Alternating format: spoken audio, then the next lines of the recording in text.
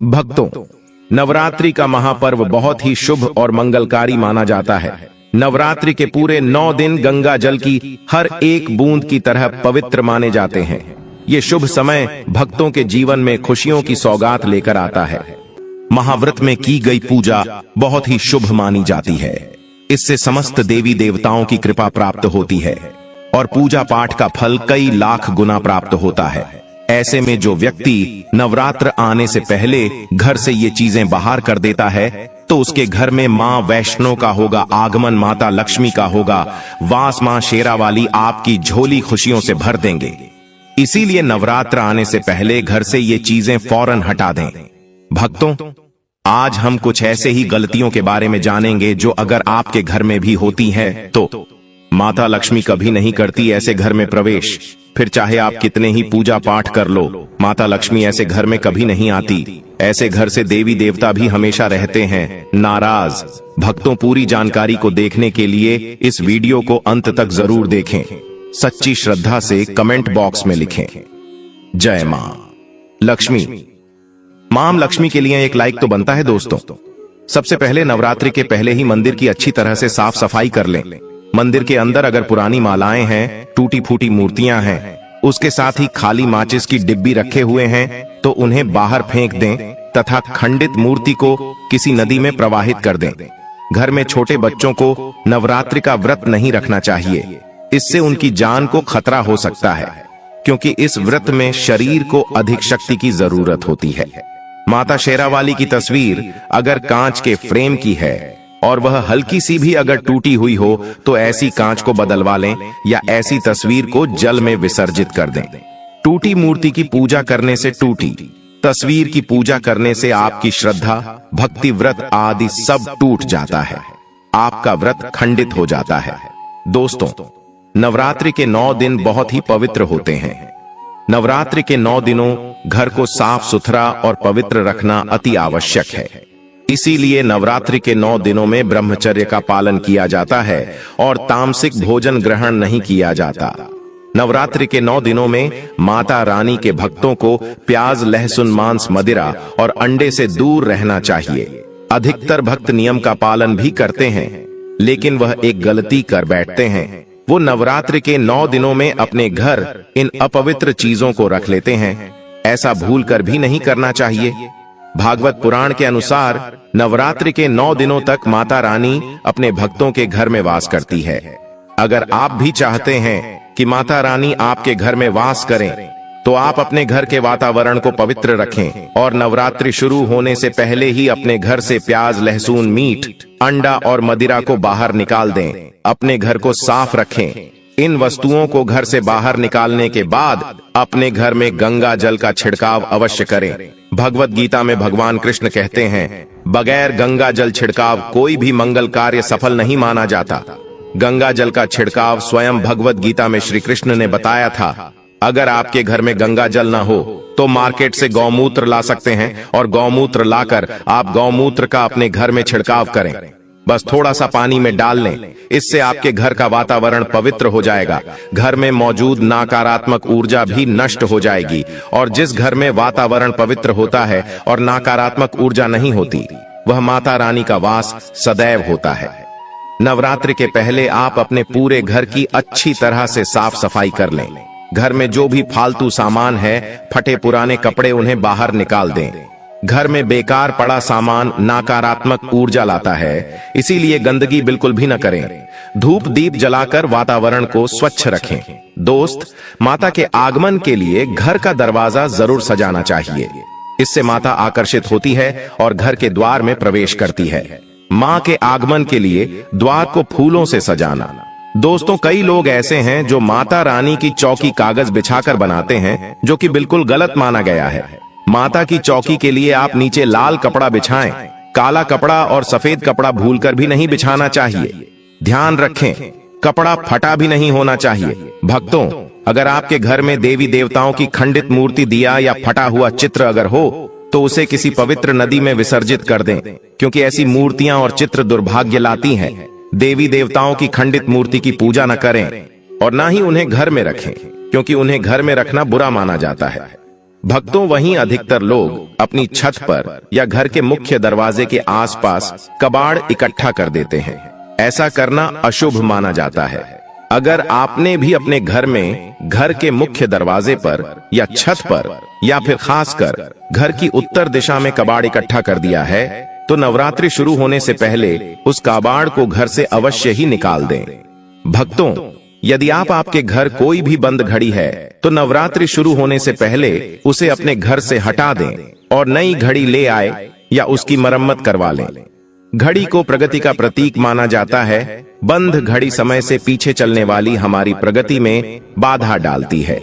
इसीलिए नवरात्रि शुरू होने से पहले ही आप बंद घड़ी को घर से बाहर निकाल दें। दोस्तों, अगर आपके घर के मंदिर में किसी भी तरह का कोई फालतू सामान रखा है, जैसे कि सड़े गले फूल, अगरबत्ती, धूप बत्ती के डिब्बे या माचिस आदि के डिब्बे, या कोई भी खाली पैकेट मंदिर में न रखें, या फिर कोई फटी पुरानी धार्मिक पुस्तक या भगवान के कोई भी पुराने कपड़े जो खच गए हैं या मुकुटमाला जो खराब हो गई है, तो उन्हें आप जितना जल्दी हो सके अपने मंदिर से हटा दी। नवरात्रि से पहले आप अपने मंदिर की और मंदिर के आसपास की साफ सफाई अवश्य ही करें। तभी माता रानी की चौकी स्थापित करें। इसके साथ ही आप अपने धन रखने के स्थान की सफाई भी अवश्य करें, क्योंकि नवरात्रि के दौरान मां लक्ष्मी भी गृह प्रवेश करती है। धन रखने के स्थान पर किसी भी तरह का कोई भी फालतू सामान, टूटा हुआ सामान न रखें। धन रखने के स्थान को मंदिर की तरह ही साफ रखें। नवरात्रि के दौरान माता रानी की पूजा में कौड़ियों को शामिल करें। माता रानी के साथ साथ रोजाना कौड़ी का भी पूजन करें। इसके बाद कौड़ी को धन रखने के स्थान पर रख दें। ऐसा करने से बरकत हमेशा होती है। अगर आपके पास पुराने जूते चप्पल इकट्ठे हो गए हैं तो नवरात्रि से पहले उन्हें घर से बाहर निकाल दें। पुराने जूते चप्पल की अशुभता के कारण ही घर में नकारात्मक ऊर्जा आती है और घर में अशांति और तरह का माहौल रहता है। नवरात्रि आने से पहले घर से निकालना न भूलें। अगर जिस घर में ज्यादा होता है उस घर में माता रानी का भी वास नहीं करती। साथ ही साथ टूटे फूटे बर्तन अगर घर में पड़े हैं या टूटा हुआ आईना भी अगर घर में हो तो उसे भी निकाल दी। घर में टूटे फूटे ईंट पत्थर भी नहीं रखना चाहिए, इसे माता लक्ष्मी नाराज हो जाती है। अब हम जानते हैं नवरात्रों के दौरान क्या नहीं खाना चाहिए और क्यों नहीं पीना चाहिए, और कौन सा फल खाने से व्रत संपूर्ण और सफल हो जाता है। भक्तों, तो आइए शुरू करते ही दोस्तों। नवरात्रि के दिन से जरूर खाना चाहिए। शास्त्रों में बताया जाता है कि भगवान के भोग में सेब आदि जरूर अर्पित किया जाता है। अगर आपका व्रत है तो आपको केला, पपीता, तरबूज और मीठे अंगूर जरूर खाना चाहिए। इन फलों से व्रतधारी को शक्ति मिलती है और व्रत संपूर्ण हो जाता है। शास्त्रों में बताया जाता है कि नवरात्रों के दिनों में सीताफल जरूर खाना चाहिए। सीताफल खाने से 10 ऐसी बीमारियां हैं जो खत्म हो जाती हैं। माना जाता है कि नवरात्रों के दिनों में सीताफल का घर में प्रवेश होना बड़ा ही शुभ माना गया है। सीताफल खाने से नवरात्रि का व्रत सफल हो जाता है, क्योंकि इसमें माता सीता का आशीर्वाद मिला हुआ होता है। नवरात्रि के दौरान सीताफल खाता उसे दुखों का सामना नहीं करना पड़ता। सीताफल आपको जरूर खाना चाहिए। भक्तों, नवरात्रि के 9 दिन शक्तिमान दुर्गा को समर्पित होते हैं। नवरात्रि के 9 दिन माता रानी के 9 अलग अलग स्वरूपों का पूजन किया जाता है। नवरात्रि के 9 दिनों में माता रानी को अलग अलग स्वरूप के हिसाब से अलग अलग भोग अर्पित किए जाते हैं। लेकिन क्या आप जानते हैं, कुछ ऐसी वस्तु हैं जिन्हें नवरात्रि के दौरान भूल कर भी माता रानी को अर्पित नहीं करना चाहिए। अगर इन वस्तुओं को आप गलती से भी माता रानी को अर्पित कर देते हैं तो आपको व्रत और पूजन का पूर्ण लाभ नहीं होगा। इसीलिए माता रानी की कृपा प्राप्त करने के लिए आपको यह जानना अति आवश्यक है कि वह कौन सी ऐसी वस्तु है जो माता रानी के पूजन में भूल कर भी इस्तेमाल नहीं करना चाहिए। तो आइए मां का जयकारा लगाते हुए वीडियो को शुरू करते हैं। भक्तों, नंबर 1, नवरात्रि के दौरान शादीशुदा महिलाओं को सफेद कपड़े पहनकर पूजा पाठ नहीं करना चाहिए। साथ ही साथ काले कपड़े भी नहीं पहनना चाहिए। इससे पूजा व्रत आदि खंडित हो जाती है। माता की चौकी जब आप लगाएं तो उसके नीचे कागज नहीं लगाना चाहिए। माता की चौकी हमेशा लाल कपड़ा बिछाकर ही बनाना चाहिए। हमेशा याद रहे, नवरात्रों के इन 9 दिनों तक व्रतधारी को अपना आसन चौकी के आगे ही लगाना चाहिए और मंदिर को नवरात्रों के दौरान अकेला नहीं छोड़ा जाता। बहुत ही अशुभ माना जाता है। इससे दुर्गा माता नाराज हो जाती है और हमेशा के लिए चली जाती है। भक्तों, नंबर 2, नारियल। हिंदू धर्म में नारियल को समृद्धि, धन, श्रद्धा और सम्मान का सूचक माना जाता है। नारियल को श्रीफल भी कहा जाता है। नारियल को सुख समृद्धि में वृद्धि करने वाला माना जाता है। नारियल का हर मांगलिक कार्य में विशेष महत्व होता है। जैसे कि आप सभी जानते हैं कि माता रानी के कई मंदिरों में नारियल से बलि भी दी जाती है और माता रानी के पूजन में नारियल का इस्तेमाल हम सभी करते हैं। खासकर कलश की स्थापना नारियल रखकर ही की जाती है। माता रानी के पूजन में हम नारियल इस्तेमाल करते समय कुछ गलतियां कर बैठते हैं। भक्तों, नारियल कई प्रकार के होते हैं। एक हरा, दूसरा सूखा, जिसके अंदर पानी होता है। जिस नारियल के अंदर पानी होता है, माता रानी के पूजन में सदैव पानी वाला और जटा वाला नारियल ही इस्तेमाल करें। नारियल का पूर्ण होना चाहिए। नारियल चटका हुआ या टूटा हुआ नहीं होना चाहिए, क्योंकि साबुत नारियल ही पूर्ण और पवित्रता का प्रतीक होता है। साबुत नारियल ही सुख समृद्धि का प्रतीक होता है। साबुत नारियल को ही श्रीफल यानी कि मां लक्ष्मी का फल कहा जाता है। नवरात्रि में माता रानी के कलश की स्थापना करते समय जटा वाला यानी पानी वाला नारियल ही कलश पर स्थापित करना चाहिए। साथ ही यह ध्यान रखना चाहिए कि नारियल को सदैव कलश के ऊपर लेटा कर रखना चाहिए। घट स्थापना करते समय कभी भी नारियल को खड़ा करके नहीं रखा जाता। नारियल को सदैव लेटाकर कलश के ऊपर रखा जाता है। साथ ही नारियल को स्थापित करने से पहले आप नारियल को लाल कपड़े में लपेटकर उस पर लाल चुनरी ओढ़ाकर आप नारियल को कलश के ऊपर स्थापित करें। शास्त्रों के अनुसार कलश के ऊपर जब सही तरीके से नारियल रखा जाता है और सही प्रकार का नारियल रखा जाता है, तब यह व्रत और भोजन का पूर्ण फल प्राप्त होता है। यह भी ध्यान रहे कि महिलाएं माता रानी को नारियल अर्पित कर सकती है, लेकिन कभी भी माता रानी के सामने नारियल को भूलकर भी नहीं वधेरना, क्योंकि नारियल बीज रूप होता है और स्त्रियां बीज रूप से ही शिशु को जन्म देती हैं। इसीलिए कभी भी महिलाओं को नारियल नहीं तोड़ना चाहिए। नवरात्रि में माता रानी का व्रत और पूजन किया जाता है, लेकिन नवरात्रि के दौरान सबसे ज्यादा महत्व होता है कन्या पूजन का। दोस्तों, माना जाता है व्रत और उपासना से माता रानी इतना पसंद नहीं होती है जितना कि कन्या पूजन से होती है। नवरात्रि में छोटी छोटी कन्याओं को माता रानी का स्वरूप माना जाता है। कन्याओं को भोग लगाया जाता है, उन्हें प्रसन्न किया जाता है और बदले में आशीर्वाद मांगा जाता है। कन्याओं को प्रसन्न करने के लिए गिफ्ट आदि उपहार वगैरह दिए जाते हैं। माना जाता है अगर कन्याओं को कोई भेंट दी जाए और उसे खुशी खुशी स्वीकार कर ली, तो इसका मतलब है माता रानी अर्थात माता वैष्णो ने भेंट स्वीकार कर ली। जिन पर कन्याएं प्रसन्न होती हैं, तो समझो उन्हें माता रानी का आशीर्वाद मिल गया और माता रानी की कृपा से उन्हें मुंह मांगा वरदान प्राप्त होता है। नवरात्रि में 2 साल से लेकर 10 साल तक की कन्या का पूजन होना चाहिए। अष्टमी अथवा नवमी को कन्याओं के पैर धोकर भोजन कराना, उपहार आदि देना श्रेष्ठ माना जाता है। आपके घर में संपन्नता बनी रहे तथा धन की कोई भी कमी ना हो, कन्याओं को कोई सुंदर गिफ्ट दे सकते हैं। शास्त्रों में बताया जाता है कि कन्या जितना खुश होती है, माता रानी उतना ही जल्द फल की प्राप्ति प्रदान करती है। ऐसे में आप कन्याओं को चॉकलेट बॉक्स दे सकते हैं तथा खूबसूरत कपड़े दे सकते हैं। याद रहे, काले कपड़े न दें और स्टील के बर्तन भी गिफ्ट के तौर पर दे सकते हैं। याद रहे कि कन्याओं को लोहे का कोई भी सामान नहीं देना चाहिए। भक्तों, जब कन्या अपने घर के लिए प्रस्थान करें तो उनके चरण जरूर छू लें और अपने मन में अपनी प्रार्थना को पूरा करें। सच्चे दिल से मांगी मुराद माता रानी अवश्य पूरी करती है। तो दोस्तों, नवरात्रि में पहला दिन बहुत महत्वपूर्ण होता है और आज के दिन हम मां भगवती दुर्गा की स्थापना अपने घर में करते हैं। घर के ईशान कोण में चौकी स्थापना करके मां दुर्गा को स्थापित करके हम कलश की स्थापना करते हैं।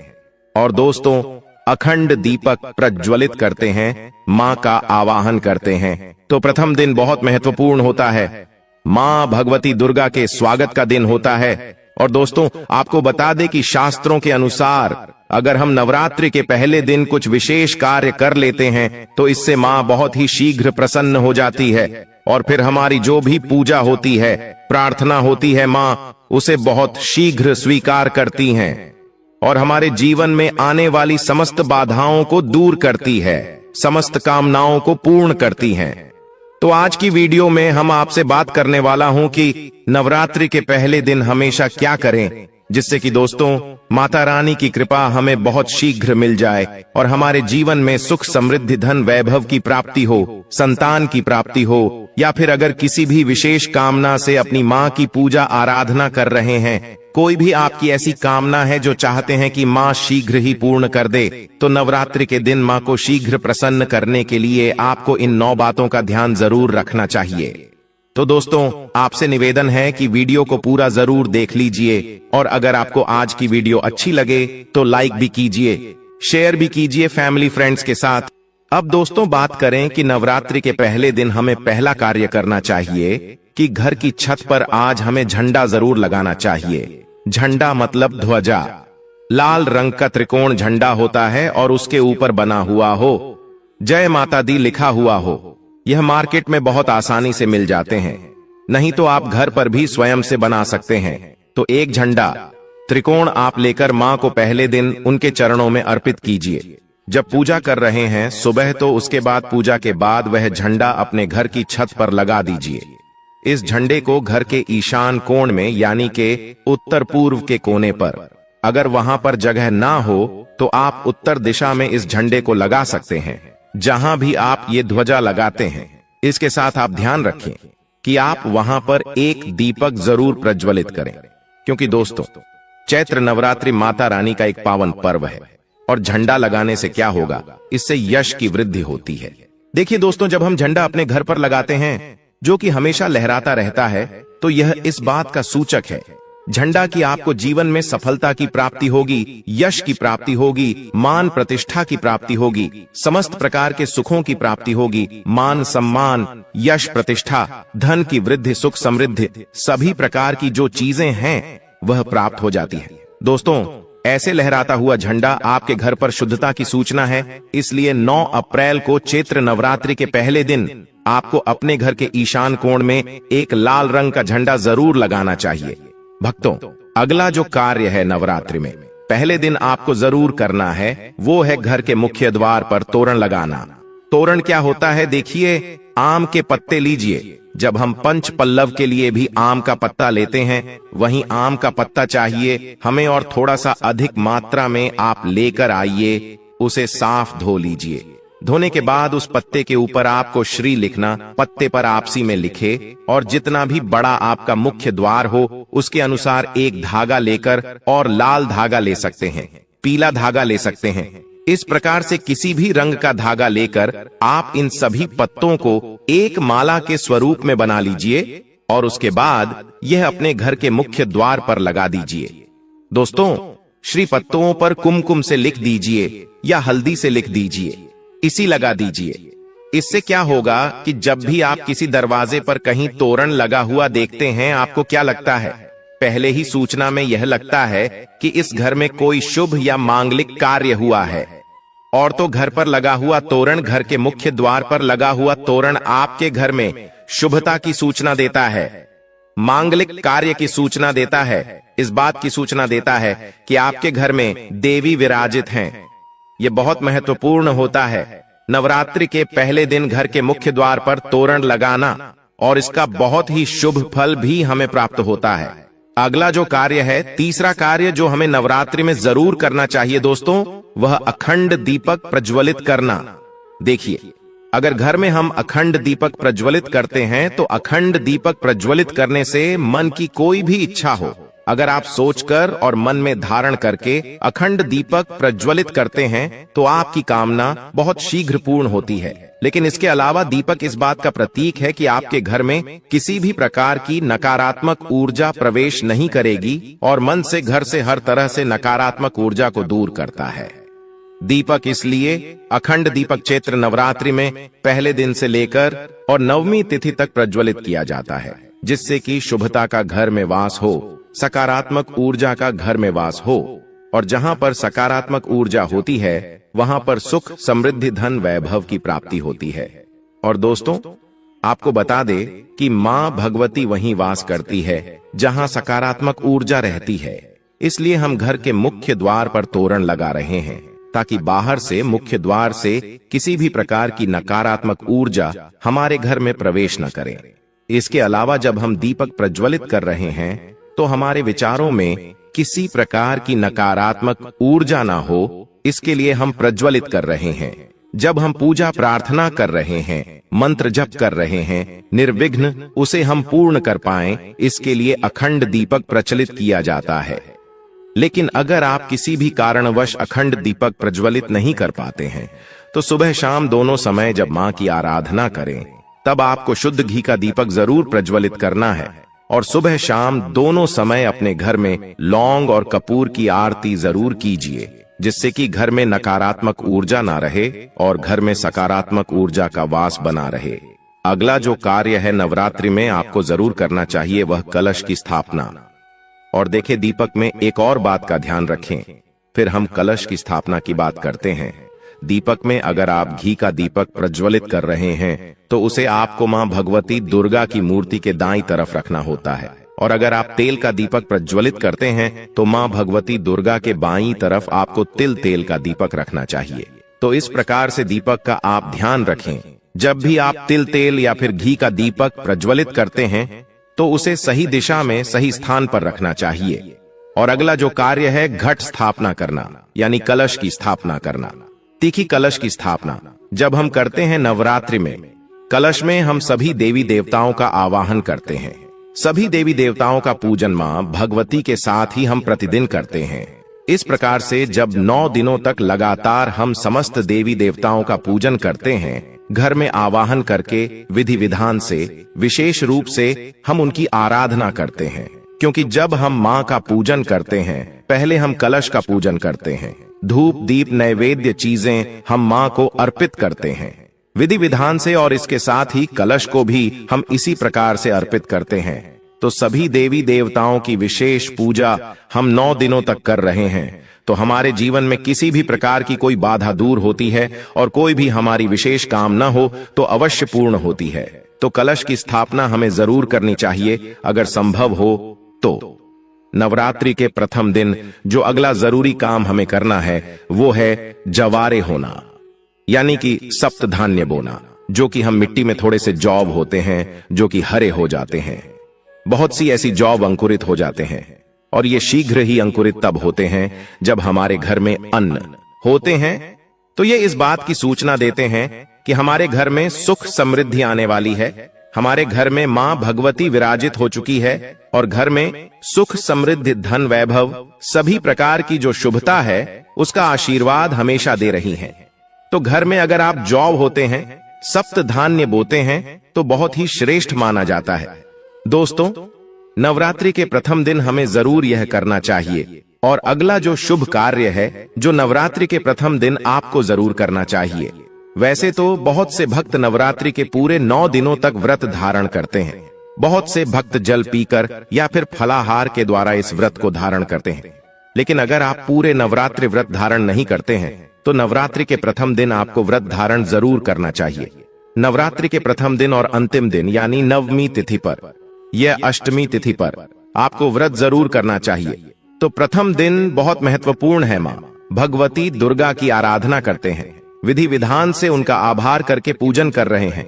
तो प्रथम दिन आपको व्रत जरूर करना चाहिए, और संभव हो तो पूरे नवरात्र व्रत करना चाहिए।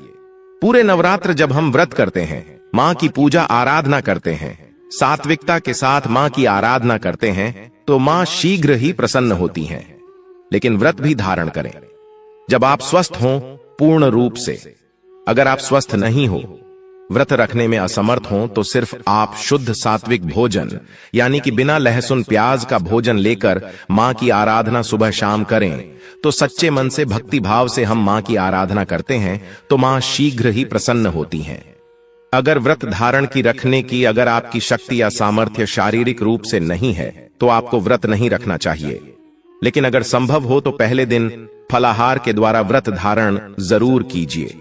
अगला जो जरूरी कार्य है जो नवरात्रि में आपको जरूर करना है, घर के मुख्य द्वार पर दोनों तरफ स्वास्तिक का चिन्ह जरूर बनाएंगे। स्वास्तिक क्यों बनाना चाहिए, देखिए मैं आपको लगभग कम अक्सर में ही इस वीडियो में बताता हूं कि घर के मुख्य द्वार पर जब हम किसी शुभ दिन पर या किसी शुभ तिथि पर, किसी शुभ त्योहार पर हम जब कोई स्वास्तिक बनाते हैं घर के मुख्य द्वार पर, तो ये इस बात की सूचना है कि हम मां भगवती का स्वागत कर रहे हैं अपने घर में, मां लक्ष्मी का अपने घर में स्वागत कर रहे हैं, मां लक्ष्मी हमारे घर में विराजित हो रही हैं। तो इसीलिए मां का स्वागत के लिए मुख्य द्वार के दोनों तरफ आपको हल्दी या फिर कुमकुम के द्वारा स्वास्तिक बनाना चाहिए। और न सिर्फ आप स्वास्तिक बनाएं, बल्कि जब स्वास्तिक बना लेते हैं दोनों तरफ, तो उसके बाद आपको स्वास्तिक का पूजन भी कीजिए, जैसे कि धूप, दीप, अक्षत और जल थोड़ा सा गिराकर, और उस स्वास्तिक का पूजन कीजिए मां भगवती का रूप मानकर। इस स्वास्तिक का जब हम पूजन करते हैं तो स्थायी रूप से मां लक्ष्मी का वास हमारे घर में होता है। तो जरूर आपको इस बात का ध्यान रखना है। और 9वां जो सबसे जरूरी काम है जो हमें सुबह जरूर करना है, स्नान इत्यादि करने के बाद नवरात्रि के प्रथम दिन, और आप प्रतिदिन भी कर सकते हैं, लेकिन प्रथम दिन विशेष रूप से अनिवार्य है यह काम कि घर में आप गंगा जल का, शुद्ध गंगा जल का छिड़काव कीजिए। गंगा जल ना हो तो आप शुद्ध जल भी अभिमंत्रित करके, जैसे मां भगवती के पास, अब थोड़ी देर तक उस जल को रख दीजिए। उसके बाद आप जैसे मंत्र जप वगैरह करते हैं, विधि विधान से पूजा करते हैं, तो वह जल अभिमंत्रित हो जाता है। उस जल के द्वारा पूरे घर में, घर के कोने कोने में, मुख्य द्वार से लेकर हर तरफ उस जल का छिड़काव कीजिए, जिससे कि घर में सकारात्मक ऊर्जा का वास हो। और जो भी हम मंत्र जाप कर रहे हैं, अनुष्ठान कर रहे हैं, मां की आराधना कर रहे हैं, उसमें किसी प्रकार की कोई बाधा ना आए। इसके लिए घर से नकारात्मक ऊर्जा का दूर होना अत्यंत ही आवश्यक है। और घर में सकारात्मक ऊर्जा जितनी अधिक रहेगी, उतना अधिक समय तक, उतनी अधिक सच्चे मन से हम मां की आराधना कर पाएंगे। नकारात्मक ऊर्जा की वजह से हमारी पूजा में, हमारी प्रार्थना में, मंत्र जप में बाधाएं आती हैं। इसलिए इन बाधाओं को दूर करने के लिए नवरात्रि के प्रथम दिन यह नियम बनाए गए हैं कि अगर हम विधि विधान से इन 9 नियमों का पाठ नवरात्रि के पहले दिन कर लेते हैं तो पूरे नवरात्रि हम मां की आराधना निर्विघ्न कर पाते हैं। और इस प्रकार से जब हम मां की आराधना करते हैं निर्विघ्न भाव से, मतलब किसी प्रकार की कोई बाधा ना आए आपकी पूजा में, मंत्र जाप में और अनुष्ठान में, तो आपकी पूजा संपन्न होती है अच्छे से और सफलता की भी प्राप्ति होती है। तभी जब हमारी पूजा अच्छे से संपन्न होगी, तभी हमें मां का आशीर्वाद भी प्राप्त होता है। इसलिए बहुत आवश्यक है इन नियमों का पालन नवरात्रि के प्रथम दिन करना। आइए जानते हैं नवरात्रि में क्या खाएं और क्या नहीं खाएं, और क्या पीना चाहिए, और कौन सा फल खाना विशेष और शुभ कार्य माना गया है। आज हम आपको विस्तार से बताएंगे। लेकिन आगे बढ़ने से पहले कमेंट बॉक्स में अपनी राशि जरूर डाल दीजिएगा। यदि दोस्तों हमारे पास आपकी राशि के अनुसार कोई उपाय होगा तो वह आकर हम आपके कमेंट का रिप्लाई में बता देंगे, ताकि आपको राशि के अनुसार फल प्राप्त हो। दोस्तों, राशि के अनुसार किया गया कार्य बहुत ही शुभ माना जाता है और माता रानी बहुत प्रसन्न होती है। और दोस्तों, आपसे निवेदन है कि कमेंट में माता रानी आपका स्वागत है हमारे घर में जरूर लिखें, ताकि माता रानी का आशीर्वाद आपके ऊपर सदा बना रहे हैं। और वीडियो आपको अच्छी लगे तो लाइक करना ना भूले। दोस्तों, शास्त्रों के अनुसार बताए गए व्रत चाहे किसी भी प्रकार के क्यों ना हो, उनसे जुड़े नियम का पालन करना अति आवश्यक माना जाता है। क्योंकि दोस्तों, जो मन के मुताबिक किया जाए वह संघर्ष नहीं कहलाता। कहा जाता है कि मनोकामना को पूर्ण करने के लिए थोड़ा सा संघर्ष यानी कि तपस्या तो करनी ही पड़ती है। इसीलिए दोस्तों, ऐसी मान्यता है कि व्रत को पूर्ण विधि विधान से किया जाना चाहिए, तब आपको व्रत का पूर्ण लाभ फल प्राप्त होता है। अति उत्तम और शीघ्र दीर्घायु वरदान प्राप्त होता है। आपकी सभी मनोकामनाएं शीघ्र माता रानी पूर्ण करती हैं। ऐसे व्यक्ति को मरने के बाद माता रानी के चरणों में स्थान मिलता है। वह सदैव मां की सेवा करता है और ऐसा भक्त स्वर्ग लोक में जाता है। इसीलिए हर शास्त्र यही कहता है कि सच्चे दिल से अगर आपके मन में ईश्वर के प्रति श्रद्धा हो तो बिना पूजा पाठ के ही सारा फल मिल जाता है, और अगर मन में ईश्वर के प्रति शंका हो तो उस मनुष्य को कई जन्मों तक सुख नहीं मिलता, वह नरक में ही भटकता रहता है। भागवत गीता में भगवान श्री कृष्ण ने स्वयं कहा था, दोस्तों, जो मनुष्य सच्चे हृदय से ईश्वर को पुकारता है तो उसका नाता उस शक्ति से जुड़ जाता है जिसे आपने सच्चे हृदय से पुकारा था। इसलिए दोस्तों, भगवान भी कहते हैं कि सच्चे हृदय से ही